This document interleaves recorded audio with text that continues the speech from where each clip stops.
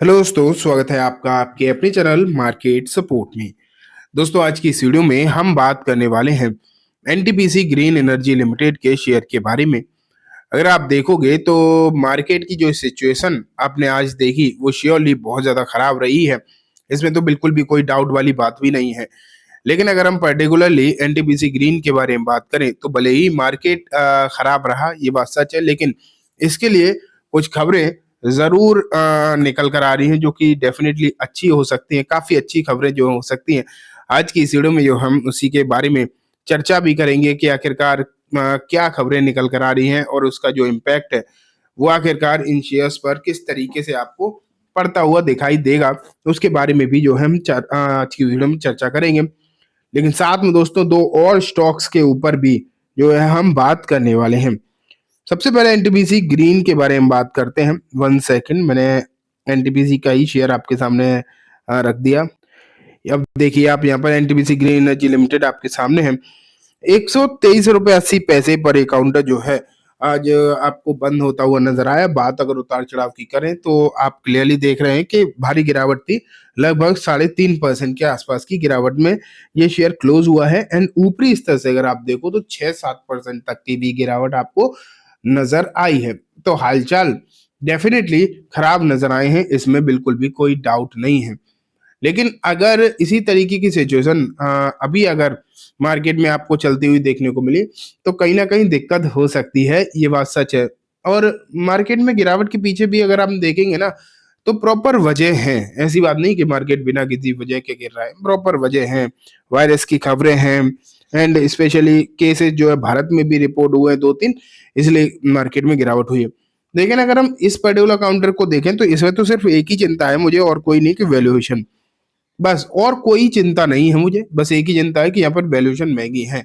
अगर वैल्यूएशन महंगी नहीं होती तो कोई भी समस्या नहीं होती, बस वैल्यूएशन महंगी है, ठीक है। तो ये आप बात मान के चलो। लेकिन अब बात आती है कि वैल्यूएशन वगैरह जो हैं वो अपनी जगह पर हैं। आगे क्या होगा ये बड़ी बात निकल कर आती है। अगर आगे सिचुएशन सही रहेगी तो कोई दिक्कत नहीं है, लेकिन उसके लिए हम ये आगे देखेंगे, खबरें देखेंगे स्पेशली। लेकिन इस शेयर को देखो, एक महीने में 14% डाउन है। एंड ओवरऑल जब से ये मार्केट में शेयर आया है तब से अगर हम आज तक की इसकी हिस्ट्री देखें तो आपको क्लियरली रिटर्न तो कुछ दिखाई दे ही नहीं रही। थोड़ा बहुत बढ़ा था, ऊपर गया था, लेकिन धीरे धीरे करके ये पूरी तरीके से नीचे आ गया और सब के सब वैल्यूएशन की वजह से। अगर आप इसे ऊपरी स्तर से देखोगे अभी तक तो लगभग 20% गिर चुका है। तो ये स्थिति यहाँ पर आपको नजर आ रही है। लेकिन अब कुछ खबरें हैं जो कि मैंने जैसे कि बताया काफी अच्छी हैं। यहाँ देखो, एक खबर तो ये आपको आपके सामने निकल कर आई थी कि NTPC green share rises on winning 1000 megawatt power project. तो अभी से रिसेंटली एक 1000 मेगावाट का एक बढ़िया वाला पावर प्रोजेक्ट मिला है। तो ये तो एक अच्छी खबर है। एंड इसका फर्क पड़ना चाहिए था, जो कि सुबह पड़ा भी। सुबह के समय जब मार्केट ओपन हुआ तो ये शेयर ऊपर ही था, लेकिन बाद में समस्या हो गई ना। मेन समस्या तो बाद में यहाँ पर देखने को मिली है। अदरवाइज ऐसा नहीं था कि शुरुआत से ये डाउन रहा हो। लेकिन अब बात यह आ गई कि इसमें बाद में दिक्कतें देखने को मिलने लगी। लेकिन अब एक और खबर दिखाता हूँ। ये देखो, NTPC green, RVNL, Bajaj housing, Swiggy share enter MFI large cap list की डिटेल। तो यहाँ अगर हम देखें तो एएमएफआई ने एक मतलब उनका जो रिक्लासिफिकेशन होता है बेसिकली साल में 2 बार होता है, एक जनवरी में होता है, एक जून में होता है शायद। तो जनवरी वाले रिक्लासिफिकेशन में या रिकैटेगराइजेशन में फाइनल किया जाता है कि कौन किस लिस्ट में जाएगा। तो यहाँ पर कुछ शेयर्स हैं जिन्हें लार्ज कैप में एंट्री मिल गई है। एंड उसमें जो शेयर्स आपको देखने को मिल रहे हैं तो वहां पर अगर हम देखें तो एनटीपीसी भी आपको देखने को मिल रहा है।